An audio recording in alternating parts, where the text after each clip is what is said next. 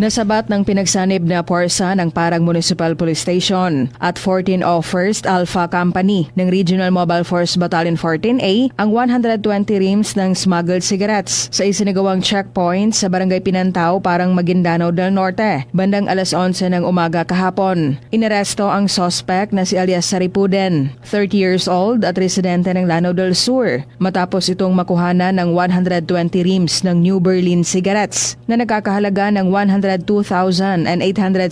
pesos. Ayon sa paunang investigasyon ng Parang Police sa pangunguna ni Police Lieutenant Colonel Mark Harry Buglosa, sakay ang suspect ng isang kulay abon na Suzuki Stingray na may plakang MBS 5735 at patungong Cotabato City nang dumaan ito sa checkpoint. Sa routine inspection, napansin ng mga pulis ang ilang rims ng sigarilyo na nasa likurang upuan ng sasakyan at tinakpan pa ng durian upang hindi mahalata. Inaresto ang suspect at sasampahan ng paglabag sa RA 10863 o Customs Modernization and Tariff Act, habang ang mga kontrabando ay dinala sa Bureau of Customs o BOC.